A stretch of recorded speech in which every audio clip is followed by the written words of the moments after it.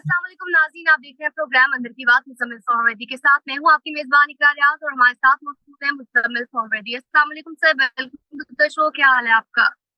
वालेकुम सलाम। बिल्कुल ठीक। आप सुनाएं कैसे थे?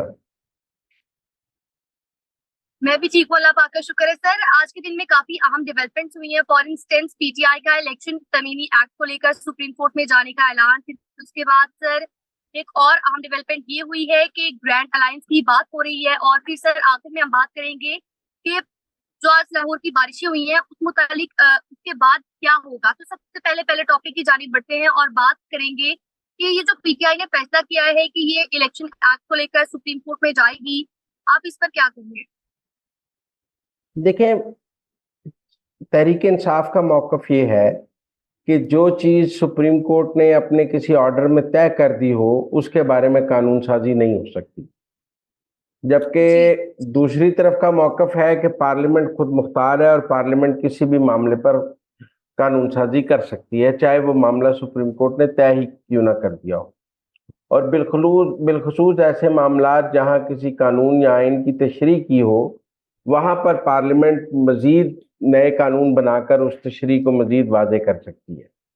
अच्छा, मैं इसकी एक मिसाल देता हूँ कि सुप्रीम कोर्ट ने 62(1)(f) की तशरीह की और कहा कि इसमें ताहयात नाअहली हो, जिसमें जहांगीर तरीन, नवाज शरीफ और बहुत से सियासतदान ताहयात नाअहल हो। जी उसके बाद पार्लियामेंट ने कानून साजी की और कहा कि 62(1)(f) में नाअहली जो है वो सिर्फ 5 साल के लिए होगी। तो जो नवाज शरीफ, जहांगीर तरीन जो ताहयात नाअहल हो चुके थे, उनकी नाअहली की मुद्दत भी 5 साल हो गई उस कानून की नजर में। हालांकि सुप्रीम कोर्ट उनको ताहयात नाअहल करार दे चुका था, लेकिन जब पार्लियामेंट ने कानून बना दिया कि सिर्फ नाअहली 5 साल के लिए होगी, तो फिर सुप्रीम कोर्ट का ताहयात नाअहली का कानून खत्म हो गया और पार्लियामेंट का कानून चला। क्योंकि पार्लियामेंट बालादस्त है, पार्लियामेंट ने कानून बनाया कि नाअहली 5 साल की होगी। अब भी मखसूस नशिस्तों पर अगर सुप्रीम कोर्ट ने कोई फैसला दिया हुआ है, मसलन नए हल्फिया बयान देने का या 3 दिन की बजाय 15 दिन करने का, और पार्लियामेंट उस फैसले के ऊपर कानून साजी करती है, तो फिर फैसला खत्म हो जाएगा और कानून साजी प्रिवेल करेगी। जैसे कि नवाज शरीफ और जहांगीर तरीन की नाअहली में फैसला खत्म हो गया, कानून साजी ने प्रिवेल किया। कानून साजी थी 5 साल की होगी, फैसला था ताहयात नाअहल होगा। आप देख लें, ताहयात नाअहली खत्म होगी, फैसला खत्म हो गया, कानून साजी चली कि 5 साल के लिए नाअहली होगी। अब भी जो लोग ये कह रहे हैं कि जी सुप्रीम कोर्ट का चूंकि फैसला आ चुका है लिहाजा फैसले के ऊपर कानून साजी नहीं हो सकती, वो माजी की मिसालें ले लें कि कितने सुप्रीम कोर्ट के फैसलों के ऊपर पार्लियामेंट ने कानून साजी की है और उस कानून साजी के नतीजे में वो सुप्रीम कोर्ट के फैसले खत्म हुए हैं, पार्लियामेंट की कानून साजी तो खत्म नहीं हुई है।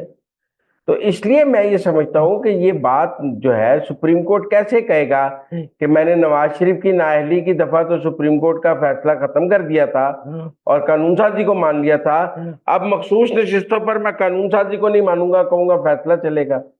दो अलग अलग कानून और सुप्रीम कोर्ट की दो अलग अलग राय कैसे हो सकती हैं? लिहाजा मुझे लगता है कि जो कानूनदान ये राय दे रहे हैं कि जी सुप्रीम कोर्ट के फैसले के बाद कानून साजी नहीं हो सकती, वो माजी के तमाम वाकयात में सुप्रीम कोर्ट के फैसले और कानून साजी को देख लें। पार्लियामेंट की बालादस्ती है, सुप्रीम कोर्ट के किसी भी फैसले के ऊपर पार्लियामेंट कानून साजी कर दे तो फैसला खत्म होता है। मतलब मैं इसकी एक और मिसाल देता हूँ।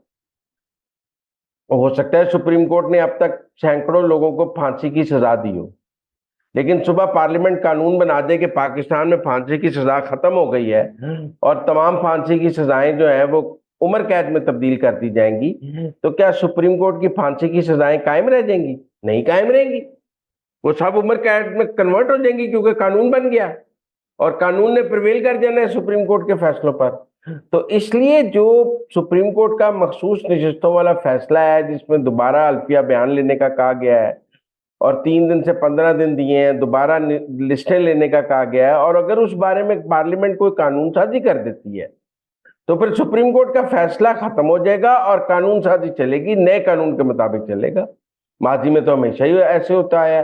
अब मंसूर अली शाह साहब कोई नया कानून, नई रवायत डालना चाहें तो मुझे नहीं पता, लेकिन माजी की ऐसी बीसियों मिसालें मौजूद हैं या पार्लियामेंट की कानून साजी ने सुप्रीम कोर्ट के फैसलों को खत्म किया है और सुप्रीम कोर्ट ने कानून साजी के मुताबिक फैसले करने हैं।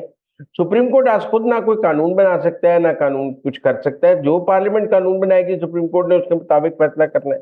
तो मेरे ख्याल में ये जो बहस छेड़ने की कोशिश की गई है इसमें कोई जान नहीं है और पार्लियामेंट के पास कानून बनाने का इख्तियार है और पार्लियामेंट की बालादस्ती अपनी जगह मौजूद है।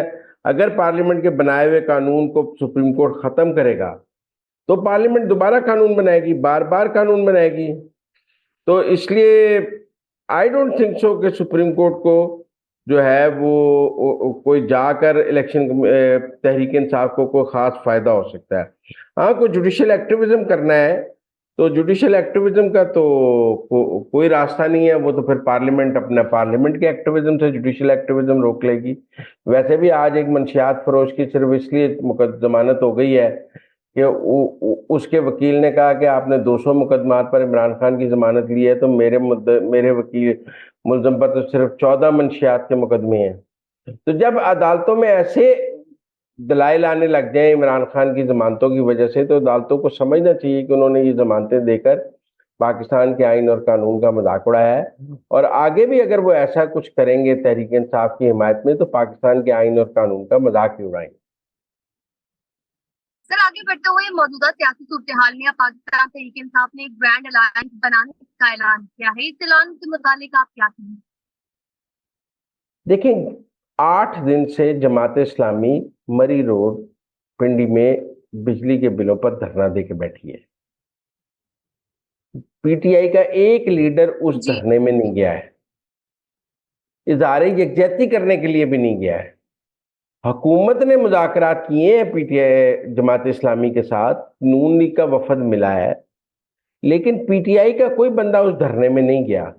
आप बताएं, इसके बाद जमात इस्लामी इनके अलायंस में शामिल हो जाएगी?